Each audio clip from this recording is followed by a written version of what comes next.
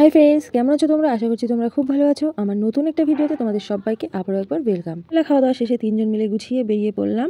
দেখো আমরা এখন চাকদা রোড দিয়ে যাচ্ছি, আর তার যখন সন্ধ্যা মতো তখন আমরা চলে আসলাম এই যে দিল্লি হাইওয়েতে। আর রাস্তাটা এতটাই সুন্দর লাগছে যে ভিডিও না করে পারাই যায় না।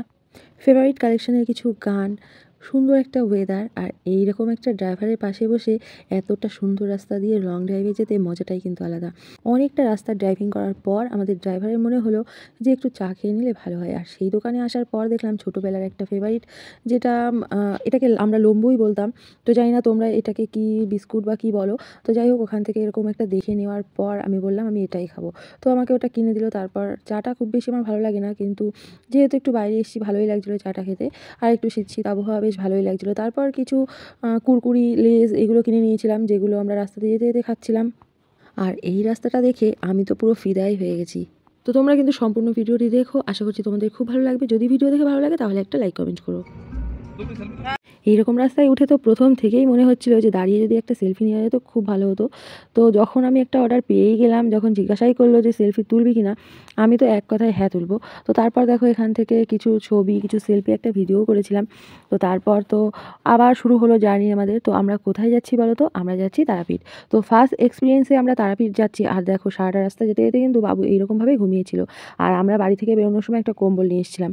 তো বাবু অর্ধেক রাস্তায় এসে কম্বলটা গায়ে দিয়ে বেশ সুন্দরভাবে আরাম করে ঘুমিয়েছিল। তো দেখো আমরা কিন্তু অনেকটাই কাছাকাছি চলে এসেছি। আর এইটা হচ্ছে সেই জায়গাটা, যেটা কিনা অনেক ভিডিওতে, অনেক ছবিতে দেখেছি যারাই তারাপীঠ আসে কিনা এখান থেকে একটা ছবি নেয়, ভিডিও করে। তো যাই হোক, দেখো আমরা ফাইনালি চলে আসলাম একটা হোটেলে। তখন প্রায় 10:30 মতো বাজে। তো হোটেলের মালিক বলেছিল 11টার পর হোটেল বন্ধ হয়ে যায়, ওই কারণে আমরা রাত্রে আর কোথাও বেরোয়নি। তারপর সকালবেলা দেখো আমি একটু সেজে গুজে যখন গুছিয়ে রেডি হচ্ছিলাম, তার মধ্যে আমার আইলানা পরতে গিয়ে চোখের মধ্যে একটুখানি ঢুকে গেছে। তারপর মেকআপের তো বাজে অবস্থা। তারপর আমি মেকআপটা পুরোটাই রিমুভ করে নিয়ে নর্মালি চলে আসলাম দেখো পুরো মন্দিরের পাশে। আর আমরা যে হোটেলটা ছিলাম সেটা মন্দির থেকে হাঁটা পায়ে 10-15 পা গেলেই আমাদের সেই হোটেলটা। তারপর দেখো যখন আমরা মন্দিরের মধ্যে ঢুকছি, রাস্তা থেকেই দুজন লোক আমাদেরকে এমনভাবে ধরেছে যে ওদের কাছ থেকেই আমাদের সব কিছু কিনতে হবে।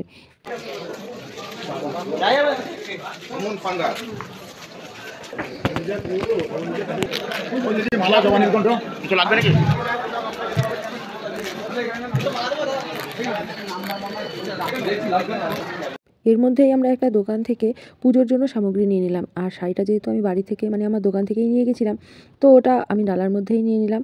তারপর চলে আসলাম সোজা মন্দিরের মধ্যে।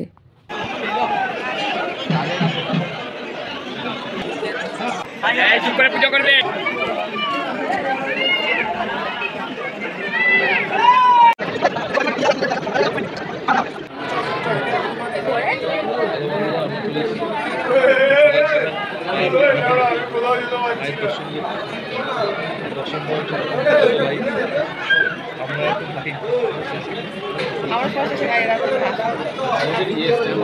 কয়েকশো লোকের পেছনে গিয়ে আমরা লাইন দিলাম। আর এতটা দূরে আমাদের লাইনটা পড়েছিল যে ভেবেছিলাম ওখান থেকে হয়তো বা আমাদের মন্দির পর্যন্ত পৌঁছাতে সন্ধ্যায় হয়ে যাবে। আর এদিকে দেখো অনেক রকমের রান্নার আয়োজন হয়েছে।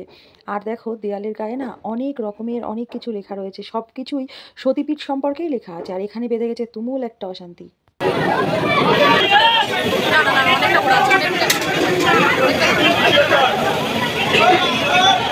অশান্তিটা সঠিক কী নিয়ে হয়েছে সেটা না বুঝতেই পারছিলাম না, শুধু দেখছিলাম যে একদল ছেলেরা আর একদল মেয়েরা অশান্তি করছিল। আর এদিকে তো এনার অবস্থাটা একটুখানি দেখো, ইনি ওখানে বসে ধূমপান করছিল। ভেবেছিল কি অনেকটা সময় লাগবে ওখানে বসে লাইন দিতে গিয়ে, কিন্তু লাইনটা না এমন হচ্ছে মিউজিক চেয়ারের মতো, একটু করে আমরা এগাচ্ছি, একটু করে বসছি। আর দেখো আমি একদম মন্দিরের সামনে চলে এসেছি, আর আমরা লাইন দিয়েছিলাম ওই দূরের থেকে। আর এখন এখানে বসে থেকে আমরা বুঝতে পারছি যে লাইনটা যদি আমরা ঠিক 1টা কি 1:30 থেকে দেওয়া শুরু করতাম তাহলে আমাদের অতটা অসুবিধা হতো না। আমরা লাইনের মধ্যে এসেছিলাম তখন ওই 7টা মতো বাজে। আর এদিকে দেখো যে খাবারগুলো তখন ওখানে রেডি হচ্ছিল, সেগুলোকে এখন বালতিতে করে নিয়ে যাচ্ছে মন্দিরের মধ্যে বসিয়ে সবাইকে প্রসাদ দেওয়া হবে। তার মধ্যে একটা ঘটনা ঘটে গেছে, আর আমরা এই যে মন্দিরে এখন মায়ের সামনে পুজো দিচ্ছি।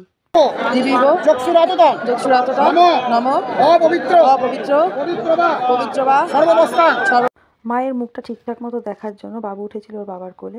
আর এই যে মায়ের মন্দির, ওর সামনে যে এতটা ভিড় যে বলে বোঝানো যাবে না। তোমরা তো সবাই নিজেই দেখতে পাচ্ছ। আর আমরা যখন লাইনে দাঁড়িয়েছিলাম না, তার মধ্যেই মন্দিরের দরজা বন্ধ হয়ে গেছিলো। বলেছিল ঠিক 1:30 কি 2টোর মধ্যে মন্দিরের গেটটা খুলবে।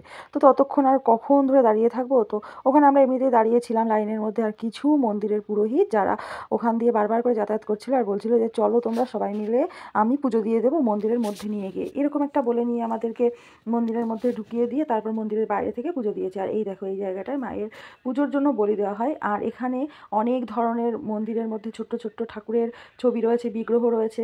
এখন ওরা দুজনে এখানে একটু মোমবাতি আর ধূপকাঠি ধরিয়ে দেবে, তারপর আমিও মোমবাতি আর ধূপকাঠি ধরিয়ে দেবো ঠাকুরকে দেখিয়ে। আর ওখানে যে মায়ের ভোগ প্রসাদ যেগুলো থালার মধ্যে, মানে ছোট ছোট কন্টেনারের মধ্যে যেগুলো ছিল, ওগুলোকে বিক্রি করার জন্য ওখানে রেখে দিয়েছে। আর তারপর দেখো, একদম মন্দিরের বাইরে কিছু মন্দির আছে ছোট ছোট, যার মধ্যে অনেকগুলো বিগ্রহ রয়েছে। একটা কথা না বললেই নয়, প্রত্যেকটা জায়গায় গিয়েই কিন্তু সব জায়গাতেই লোক ঠকানোর জন্য কেউ না কেউ বসেই থাকে। তো দেখো, এখানে সবাইকে ভোগ প্রসাদ দিচ্ছে, তো আমরাও এখানে বসে পড়লাম। আর এতক্ষণ তো মন্দিরের দরজা বন্ধ ছিল, মাকে ভোগ চড়িয়েছিল, তো সেগুলোকেই এখন সমস্ত পণ্ডিতেরা মাথায় করে করে নিয়ে যাচ্ছে মায়ের অন্নভোগ। আর এই যে এখানে চলে এসছে মাছের তরকারি, খিচুড়ি, 2-3 রকমের তরকারি, 2 রকমের মিষ্টি, চাটনি, পাঁপড়, সব কিছুই দিয়েছে, এমনকি পায়েসও দিয়েছিল। হচ্ছে